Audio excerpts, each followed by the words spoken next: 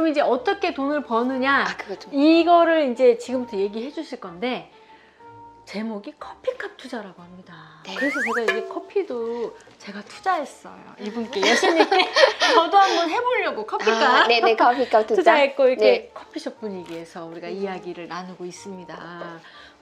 맘스 라디오 커피값 투자라. 우리 사실 매일매일 커피 사 먹잖아요. 네. 그 값을 말하는 거죠? 네, 맞아요. 그걸 어떻게 투자를 한다는 거죠? 사실 그때 확 망했지만 그 당시에 주변에 투자를 하시는 분들이 저는 거의 1년 가까이를 그분들과의 대화를 하기 위해서 모임이 있을 때마다 달려갔어요. 그렇죠. 이제 무서운 게 없죠. 그 당시에. 그래서 항상 이렇게 모임을 가면은 부동산의 이야기를 많이 들었는데 그때는 이미 망했기 때문에 돈은 없었어요. 사실 예전에는 정말 소액 투자라고 해서 우리가 말하는 갭 투자라고 매매와 전세의 차액, 그 차이만큼을 가지고도 투자를 할 수 있는 방법으로 소액 투자를 많이 하셨거든요.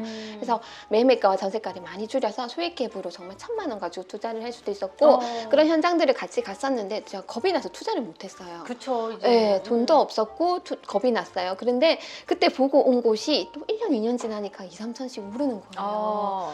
내 눈앞에서 500만 원, 1,000만 원 가지고 투자할 수 있었던 게 놓치고 나니까 너무 속이 상하더라고요. 이거는 쉽게 이해하기 위해서예요. 아파트가 있는데 우리가 보통 집을 산다. 매매 가격이 1억이다. 그러면 전세가 8천만 원이에요. 그러면 매매 전세 8천이니까 나머지 차액 2천만 원 가지고 투자를 하죠. 근데 저는 집을 사는 거죠? 그렇죠. 근데 저는 그 2천만 원, 3천만 원이 없는 거예요. 그래서 어떻게 투자를 할까 고민을 하면서 이거를 차라리 앞에 대출을 먼저 하는 거야. 그 이해되세요? 2천만 원, 3천만 원을 또 대출을 한다? 그렇죠. 1순위로 대출을 하고요. 2순위로 전세를 넣는 거예요. 대출을 받아서? 네, 대출을 먼저 받고 그 다음 2순위로 전세를 넣어서 대출 3천만 원에 전세 7천 이런 식으로. 이해되세요? 이자만 갚으면 되는 그렇죠, 거네? 그렇죠. 그래서 그 3천에 대한 이자가 발생하는데 그 이자가 한 잔 커피 값이 7만 원 정도 되더라고요. 그래서 좋아하는 커피가 카페인이 안 들어간. 실제로는 커피를 잘 안 마시는. 실제는 제가 커피를 아직 좀 커피 마시느니 이자를 내는. 그렇죠, 맞아요. 그래서 사실은 그거였네요. 커피 한 잔이 보통 4,000원이잖아요. 네. 이 4,000원을 평일 20일 정도 먹는다 하면 8만 원이에요. 저는 이 8만 원을 가지고 아파트 투자를 했죠. 그래서 돈을 들이지 않고 대출 더하기 전세 형태로 해서 집값만큼을 그걸 채웠고요.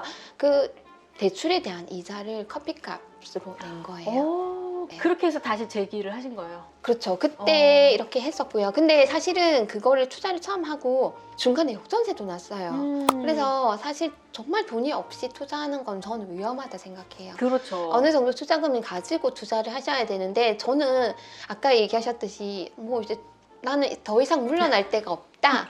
그 상황이었어요. 저는 빚도 많았고 이게 아니면 할 수 있는 방법이 없다. 정말 그 상황이었기 때문에 그렇게 투자를 했던 거예요. 그때는 이제 제가 생각을 했죠. 사람들이 대출 이자 나가잖아요 생각하는데 그때 제가 부동산의 흐름이나 이런 것들 모르지만 이제 국토부 실거래가 보면 아파트의 실제 거래된 가격을 볼 수 있는데 봤더니 한 10년이 지나면요 그래도 아파트 값이 최소 몇 천 이상 다 오르는 거예요. 왜냐하면 인플레이션이 되기 때문이에요. 돈의 가치가 하락하기 때문에 실물 자산은 가격이 오를 수밖에 없거든요. 근데 제가 뭐 그런 걸 알았겠어요? 전혀 몰랐죠. 그냥 1억짜리 아파트가 10년이 지나면 그래도 다 오르더라. 그래서 10년간 제가 계산했어요. 그러면 한 달에 커피값 8만 원, 1년이면 한 돈 100만 원, 10년이면 1,000만 원이에요. 내가 10년을 정말 아무것도 모르고 10년을 버텨도 1,000만 원만 오르면 된다. 네, 그 생각으로 해서 투자를 했었고요. 다행히 이제 몇 년이 지났을 때 집값이 한 5천, 6천 올라서 매도도 하나씩 하고 그게 이제 종잣돈이 돼서 또 다시 투자도 하고 네. 이제는 이제 누가 야 저기 오른데 해서 투자하는 게 아니라 네. 스스로 공부를 정말 그쵸, 많이 하고 그래서 저는 돈에 대해서 많은 분들이 저는 돈이 없어요 투자를 못 하겠어요 라고 생각하시는 분들 돈에 대한 생각을 조금 바꾸셨으면 좋겠어요. 그 모으는 거를 제가 대출을 활용함으로써 매달 커피 안 마시고 그 돈으로 대출 이자를 내서 시간을 벌었고 아마 제가 그 3천만 원을 모으기 위해서 예를 들어서 그 맨날 매달 이자 내고 그런 빚 있는 상황에서 그걸 모아서 했다면 집값은 이미 4천, 5천 올랐을 거예요. 그러네요. 그렇죠. 네. 저는 시간을 벌써 몇 년을 산 거예요. 그러네. 네. 그래서 그래서 뭐 자본주의에서 대출 좋게 활용하면 그렇죠. 레버리지다 뭐 그러잖아요. 똑똑하게 활용할 수 있다. 네, 되는 거고. 하지만 저처럼 아까 묻지마 투자를 해버리면 위험할 수 있기 때문에 큰일 납니다. 네, 공부를 하셔서 네. 투자에 대한 안전한 거를 이제 기반을 다지고 나서 투자를 하실 때는 대출을 활용하는 부분도 충분히 가능하다 생각해요. 그게 어떻게 보면 깨달음 중에 하나였겠네요. 그렇죠. 네. 대출하면 막 무섭고 나를 힘들게 하고 내 일을 바득바득하게 한 거였는데 네. 이제는 오히려 대출 만만해. 만만하진 않지만 이제는 너를 이용해주겠다. 네, 그렇고요. 그리고 대출이 여신이잖아요. 네. 그 여신 전문 여신. 그리고 돈에 대해서 제가 또 별명 중에 아까 별명이 많다고 했잖아요. 네. 제가 수익 투자 천재 여신, 수익 투자 연금술사 여신이에요. 그래서 다른 분들이 투자금을 3천만 원 가지고 가야 될 걸 저는 한 달에 8만 원 가지고 투자를 했잖아요. 내가 이거 10년을 모아서 1억을 모아서 투자를 해야지라는 생각이 아니라 그걸 조금 더 시간을 앞당길 수 있고 기회를 앞당길 수 있어요. 네, 그래서 저는 이제 돈에 대한 연금술뿐만 아니라 시간에 대한 연금술까지 같이 말씀을 드리고 싶어요. 저는 사실 거의 10년의 시간을 잃어버렸거든요. 저의 30대는 사실 거의 없어요. 거의 병원에서 병원에서도 있었고 그다음에 공포의 시간 동안 사실 집안에서만 있었고 그냥 저의 인생에서 30대를 기억나는 게 별로 없어요. 그냥 아팠고 울었고. 지금 40대예요? 맘스 라디오. 저는 대표님이 올려주신 토니 로빈스 영상을 보고 너무 좋았거든요.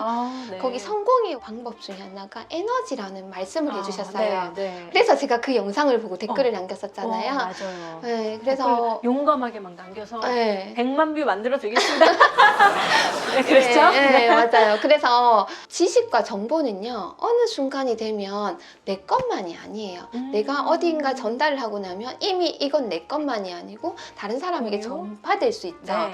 그렇기 때문에 계속해서 많은 지식과 정보는 얻는다 하지만 결국 이 에너지가 결국은 성공으로 가는 지름길이 아닐까라는 생각을 했어요. 근데 작가님 올려주신 영상을 보면서 그때 제가 머리에서 막 지진이 나는 거예요. 그렇구나. 에너지구나. 그래서 저는 좀 이런 긍정 에너지, 감사 에너지, 사랑 에너지를 좀 넣고 싶어서 제가 하는 것 중에 하나는 좋은 분들의 말씀 영상 많이 듣고요. 그 다음에 이제 음악을 들어요. 네. 너무 좋죠. 러브홀릭의 버터플라이. 네. 그 노래가 너무 좋았고요. 그리고 뭐 다시 날개하는 어떤 힘을 줬나 그렇죠. 봐요. 그리고 윤도현의 나는 나비 이런 노래도 좋았고 주로 나비 날고 싶은